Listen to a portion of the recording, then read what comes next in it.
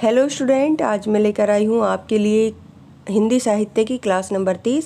इससे पहले हमारी 29 क्लासें हो चुकी हैं। अगर आपने नहीं देखी हैं तो प्लेलिस्ट में जाकर देख सकते हैं। ये क्लासें डीएसएसबी, टीजीटी और पीजीटी दोनों के लिए महत्वपूर्ण हैं। चलिए फिर आज की क्लास को शुरू करते हैं। आज हम पढ़ेंगे जो कृष्ण भक्ति धारा चली हुई है उसके प्रमुख संप्रदाय और कवि, और उसके बाद हम राम भक्ति काव्य धारा को पढ़ेंगे। फिर हमारा भक्ति काल समाप्त हो जाएगा। उसके बाद उसके प्रीवियस ईयर क्वेश्चन देखेंगे, जितने भी पिछले वर्षों में भक्ति काल से प्रश्न पूछे गए हैं उनको कवर करेंगे। चलिए फिर शुरू करते हैं। आज हम पढ़ेंगे वल्लभ संप्रदाय। इसके जो संस्थापक हैं वो कौन है? वल्लभाचार्य। और दार्शनिक मत इनका कौन सा है? शुद्ध द्वैतवाद है। भक्ति मार्ग है कौन सा? पुष्टि मार्ग है। गुरु विष्णु स्वामी। इनकी जो प्रमुख कृतियां हैं कौन कौन सी है? पूर्व मीमांसा भाष्य, उत्तर मीमांसा भाष्य, श्रीमद् भागवत की सुबोधनी टीका व सूक्ष्म टीका। उत्तर मीमांसा भाष्य को अणुभाष्य भी कहा जाता है। वल्लभाचार्य इसको पूर्ण नहीं कर पाए थे। इसका जो अंतिम 1.5 अध्याय है वो उनके पुत्र गोस्वामी विठलनाथ ने लिखा था। आगे है आचार्य वल्लभ ने के शिष्य पूर्णमल खत्री ने गोवर्धन पर्वत पर श्रीनाथ मंदिर का निर्माण करवाया था। अष्टयाम सेवा पद्धति के 8 चरण निम्नलिखित होते हैं। कौन कौन से? मंगला, श्रृंगार, ग्वाल, राजभोग, उत्थापन, भोग, संध्या आरती और शयन। वल्लभाचार्य के पुत्र गोस्वामी विठलनाथ ने अपने 7 पुत्रों के लिए वल्लभ संप्रदाय के 7 पीठ स्थापित की थी। इन 7 पीठों में से जो प्रथम है वो कौन सी है? मथुराधीश जी कोटा में है। इस संप्रदाय में कीर्तन का विशेष महत्व होता है। कौन से संप्रदाय में? वल्लभ संप्रदाय में। 1565 में गोस्वामी विठलनाथ ने अष्टयाम सेवा पद्धति के अनुरूप पद रचना व गायन करने के लिए 8 कीर्तनकारों की नियुक्ति की थी। उनकी मंडली को अष्टछाप कहते हैं। अति महत्वपूर्ण है, बहुत बार प्रश्न पूछा जाता है कि इसके संस्थापक कौन है? विठलनाथ है। कब की थी स्थापना? 1565 ईस्वी में।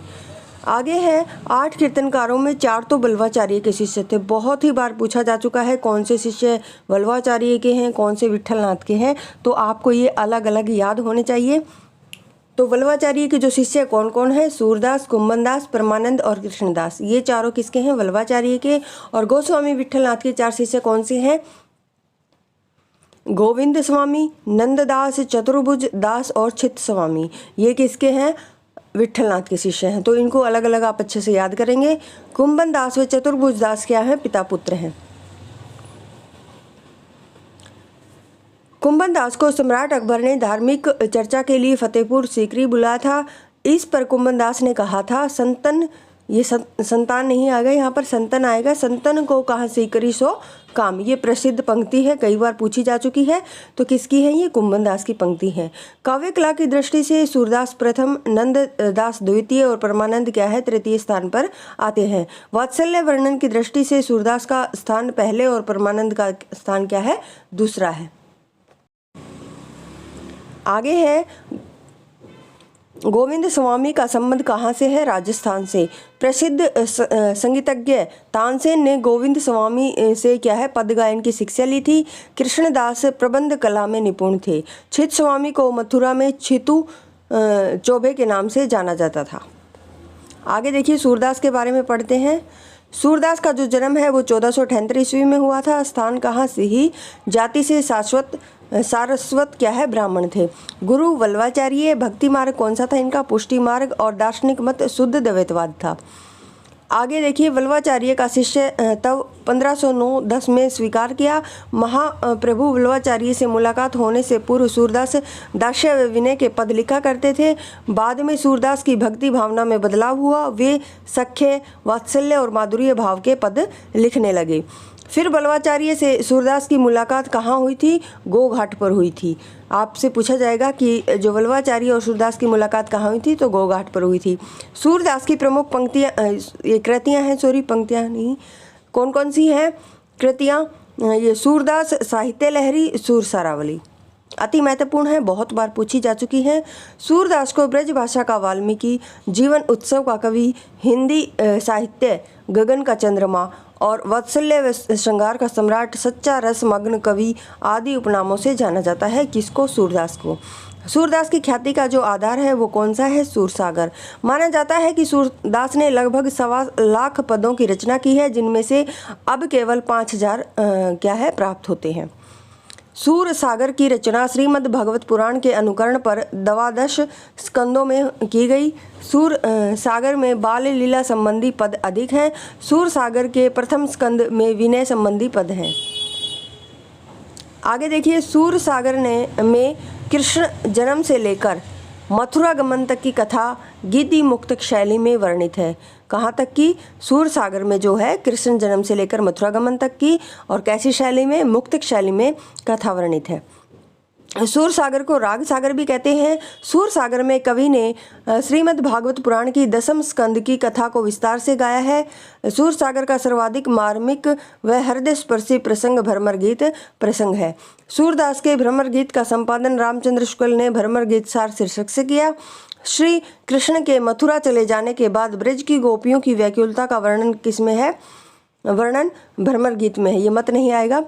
वर्णन कहाँ है? भ्रमर गीत में किया गया है। और मथुरा में श्री कृष्ण के मित्र उद्धव को निर्गुण उपासक, जो क्या थे? निर्गुण थे, उपासक, ज्ञानी और योग मार्गी थे। श्री कृष्ण ने उनको निर्गुण ज्ञान और योग का संदेश ले कहाँ? गोपियों तक पहुँचाने के लिए ब्रज में भेजते हैं। किसको? उद्धव को। फिर ब्रज में जो ही गोपी और उद्धव का संवाद शुरू होता है, एक भंवरा उड़ता हुआ वहां आता है। इस भंवरे को लक्ष्य करके गोपियां उद्धव को क्या है? बहुत खरी खोटी सुनाती हैं। अंत में उद्धव क्या करते हैं? सगुण और प्रेम और भक्ति में दीक्षित हो जाते हैं। यानी पहले तो वो निर्गुण थे, फिर बाद में सगुण भक्ति में क्या है? दीक्षित हो जाते हैं। कौन? उद्धव।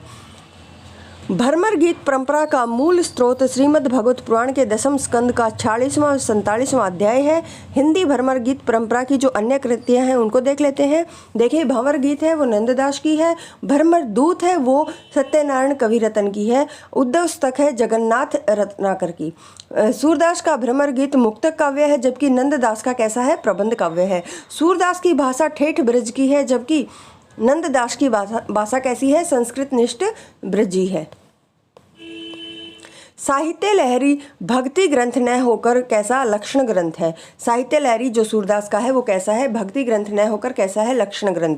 और लक्षण ग्रंथों की रचना आपको पता है रीतिकाल में हुई थी, तो इसको रीतिकाल में भी लिया जाता है कई बार। तो कौन सी साहित्य लहरी किसकी है? सूरदास की। वो भक्ति ग्रंथ न होकर लक्षण ग्रंथ है। साहित्य लहरी में एक पद मिलता है जिसमें सूरदास ने अपनी वंश परंपरा दी है। इसके अनुसार क्या है? चंद्रबरदाई के वंशज ठहरते हैं। कौन? सूरदास। सूरदास की तीसरी प्रमुख रचना सूरसारावली है, जिसमें सूरसागर का सार माना जाता है। सूरदास की मृत्यु पर गोस्वामी विठलनाथ ने कहा था, बहुत ही प्रसिद्ध पंक्ति हैं, बहुत ही बार पूछी जा चुकी हैं। कौन सी? कि पुष्टि मार्ग को जहाज जात है, जाको कछु लेना होई सो लेऊ। आगे पढ़ते हैं नंददास के बारे में। जन्म 1533 ईस्वी। तुलसीदास के चचेरे भाई माने जाते हैं। वार्ता साहित्य के अनुसार गोस्वामी विठलनाथ के शिष्य थे। अष्टछाप की कवियों में सर्वाधिक काव्य शास्त्रीय नंददास को माना जाता है। अष्टछाप में सूरदास जी के बाद नंददास का ही क्या है? नाम आता है। ये किसने कहा? रामचंद्र शुक्ल ने। आगे है, नंददास को जड़िया कवि कहा जाता है। महत्वपूर्ण है। अष्टछापी कवियों में सर्वाधिक कृतियों की रचना नंददास ने की। उनकी कृतियों की संख्या 15 मानी जाती है, जो इस प्रकार हैं। देखिए, देखते हैं। अनेकार्थ मंजरी, मान मंजरी, रस मंजरी, रूप मंजरी, विरह मंजरी, प्रेम 12 खड़ी, श्याम सगाई, रुक्मणी मंगल, सुदामा चरित, भंवर गीत, रास पंचाध्याय, सिद्धांत पंचाध्याय और 10वां स्कंद भाषा, गोवर्धन लीला, नंददास पदावली। ये सारी किसकी रचना है? नंददास की। आचार्य रामचंद्र शुक्ल ने नंददास की 3 पुस्तक और मानी है। कौन कौन सी? नाम चिंतामणि और दान लीला। ये देखिए, दान लीला आएगा, दाल नहीं आएगा। दान लीला और मान लीला। अनेकार्थ मंजरी पर्याय कोश ग्रंथ है, जिसके मंगलाचरण में शुद्ध द्वैतवाद संबंधी दार्शनिक विचारों का निरूपण है। और मान मंजरी में अमर कोश के आधार पर शब्दों के पर्यायवाची दिए गए हैं। मान मंजरी की विशेषता यह है कि प्रथम पंक्ति में शब्द का प्राय है, तो दूसरी पंक्ति में दूती द्वारा उसी शब्द के माध्यम से राधा का श्रृंगार वर्णित है। विरह मंजरी में 12 मासा शैली में कृष्ण के वियोग में व्याकुल ब्रजवासियों की विरह दशा वर्णित है। रूप मंजरी लघु प्रेमाख्यान है। सुदामा चरित की कथा श्रीमद् भागवत पुराण से ली गई है। नंददास की श्रेष्ठतम रचना रास पंचाध्यायी मानी जाती है। रास पंचाध्यायी की भाषा, विषय, प्रतिपादन शैली के आधार पर नंददास को क्या है, जड़िया कवि कहा गया। किसके आधार पर? रास पंचाध्यायी की भाषा, विषय, प्रतिपादन शैली के आधार पर क्या है, किसको? नंददास को जड़िया कवि कहा गया। रास पंचाध्यायी रोला छंद में लिखी गई है। इस कृति को वियोगी हरि ने हिंदी का गीत गोविंद कहा। कौन सी कृति को? रास पंचाध्यायी को।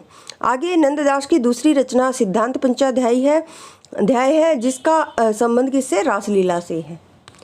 आगे पढ़ते हैं। निम्बार्क, हंस या फिर सनक संप्रदाय एक ही बात है। और इसके जो प्रवर्तक हैं कौन है? निम्बार्काचार्य। इनके बचपन का नाम नियामानंद था। उनके गुरु नारद मुनि माने जाते हैं। किनके? निम्बार्काचार्य के। निम्बार्काचार्य को सुदर्शन चक्र का अवतार माना जाता है। महत्वपूर्ण है। इस संप्रदाय के आदि उपदेष्टा हंस भगवान माने जाते हैं। निम्बार्क संप्रदाय को कृष्ण भक्ति का प्राचीनतम संप्रदाय माना जाता है। इस संप्रदाय में राधा कृष्ण की युगल उपासना का प्रावधान है। दार्शनिक मत है उनका द्वैताद्वैत या फिर भेदाभेदवाद है। इस संप्रदाय की प्रमुख पीठ इस्लामाबाद राजस्थान में है। इस पीठ के संस्थापक परशुराम देव माने जाते हैं। श्री भट्ट और हरि व्यासदेव इस संप्रदाय के प्रमुख कवि हैं। कौन से संप्रदाय के? निम्बार्क संप्रदाय के। और संप्रदाय के श्री भट्ट को नवादास ने श्री कृष्ण की ललित लीलाओं का वर्णन करने वाला सुकवि, हरि भक्ति का प्रचारक, अज्ञान का हर्ता कहा है। इसको हितु सखी का अवतार माना जाता है। आगे इनकी जो प्रमुख कृति है किसकी? श्री भट्ट की युगल स्तक है। आचार्य रामचंद्र शुक्ल ने उनकी अन्य कृति आदिवाणी का उल्लेख किया है, किंतु नगेंद्र ने के अनुसार यह अलग रचना न होकर युगल शतक की ही दूसरा नाम है। आगे है राधा वल्लभ संप्रदाय। इसके जो प्रवर्तक हैं स्वामी हित हरिवंश हैं। स्वामी हित हरिवंश को कृष्ण की वंशी का अवतार माना जाता है। इन्होंने राधा को अपना गुरु माना। इस संप्रदाय में राधा को कृष्ण से ऊंचा स्थान दिया गया है। इस संप्रदाय के मंदिर में कृष्ण के साथ राधा की मूर्ति नहीं होती है। इस संप्रदाय में गद्दी सेवा का विधान होता है। इस संप्रदाय के मंदिरों में कृष्ण के वाम भाग में वस्त्र निर्मित एक गद्दी होती है, जिसके ऊपर स्वर्ण पत्र पर श्री राधा अंकित होता है। इस संप्रदाय में किसी भी दार्शनिक मत को मान्यता नहीं दी है। कौन से में? राधा वल्लभ संप्रदाय में किसी भी क्या है, दार्शनिक मत को मान्यता नहीं दी है। आगे है गोस्वामी हित हरिवंश की जो रचनाएं हैं वो देख लेते हैं। हित 84 सफुट वाणी किसकी है? ब्रज भाषा की रचनाएं हैं। राधा सुधा निधि और यमुनाष्टक ये दोनों ही संस्कृत भाषा की हैं। आगे आचार्य रामचंद्र शुक्ल ने इस संप्रदाय को हितु संप्रदाय कहा। ध्रुवदास स्वामी हित हरिवंश के भाष्यकार व्याख्याकार के रूप में प्रसिद्ध हैं। डॉक्टर नगेंद्र ने ध्रुवदास को रीति काल और भक्ति काल के कवियों को जोड़ने वाला रस सिद्ध कवि कहा। किसने? नगेंद्र ने। किसको? ध्रुवदास को। क्या कहा? रीति काल और भक्ति काल के कवियों को जोड़ने वाला रस सिद्ध कवि कहा। इन्होंने नाबादास की भक्तमाल के अनुकरण पर भक्त नामावली की रचना की। आचार्य रामचंद्र शुक्ल ने कृष्ण उपासक भक्त कवियों की परंपरा की समाप्ति ध्रुवदास से मानी है। किससे? ध्रुवदास से मानी है। आगे हरिदासी या सखी संप्रदाय। इसके संस्थापक कौन है? हरिदास है। इस संप्रदाय को निम्बार्क संप्रदाय की शाखा माना जाता है। हरिदास अकबर के समकालीन थे। अपने समय के संगीत आचार्य थे। प्रसिद्ध संगीतज्ञ तानसेन इनका गुरुवत क्या है, सम्मान करता था। कहा जाता है कि अकबर छदम यानी बनावटी भेष में उनके पद जो है सुनने आया करते थे। स्वामी हरिदास ने वृंदावन में बाके बिहारी मंदिर की स्थापना की। विठल विपुल उनके प्रधान शिष्य थे। आगे है गौड़ीय संप्रदाय। प्रवर्तक कौन है? चैतन्य महाप्रभु। और इनका जन्म कहाँ हुआ? बंगाल में। बचपन का नाम निमाई था। अत्यधिक सुंदर होने के कारण इन्हें गौरांग गौरचंद के नाम से भी जाना जाता है।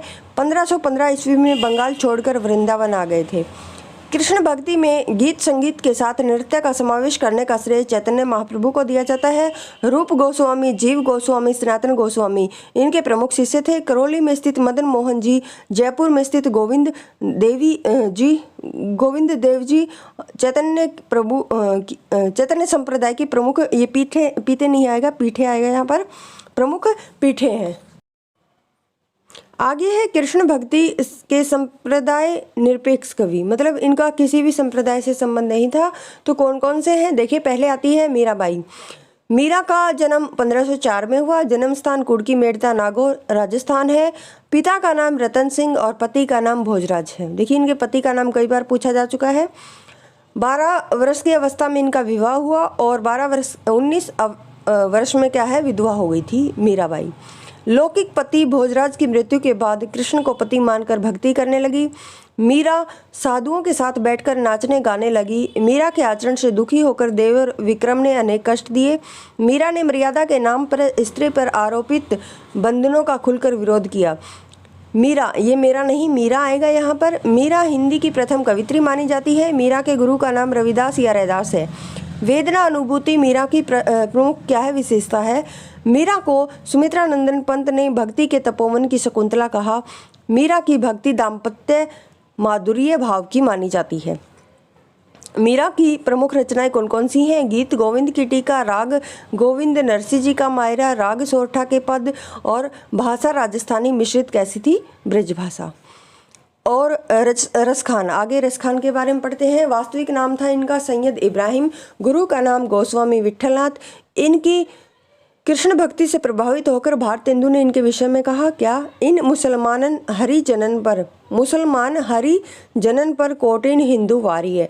किसकी पंक्ति है? भारतेंदु की। किसके बारे में कहा? रसखान के बारे में। रसखान की प्रमुख रचनाएं कौन कौन सी हैं? प्रेम वाटिका, अष्टयाम, सुजान, रसखान और दान लीला। दान लीला भी किसकी है? रसखान की रचना है। आगे है प्रेम वाटिका, 53 दोहों की लघु रचना है जिसमें राधा कृष्ण को प्रेम उद्यान का माली मानकर प्रेम निरूपण किया है। दान लीला 11 छंदों का लघु प्रबंध काव्य है। इसमें राधा कृष्ण संवाद वर्णित है। अष्टयाम में कृष्ण की 8 पहर की दिनचर्या वर्णित है। सुजान रसखान सवियों का क्या है, संकलन है। आगे कृष्ण भक्ति धारा की प्रमुख विशेषताएं कौन कौन सी हैं? प्रेम भक्ति की प्रधानता, माधुर्य भाव की भक्ति, बाल लीला का वर्णन, प्रकृति का उद्दीपन के रूप में वर्णन, ब्रज भाषा की प्रधानता, मुक्तक शैली का प्रयोग, गीत संगीत की प्रधानता, श्रृंगार व वात्सल्य रस की प्रधानता, ब्रज की लोक संस्कृति का वर्णन और प्रेम लीला का वर्णन।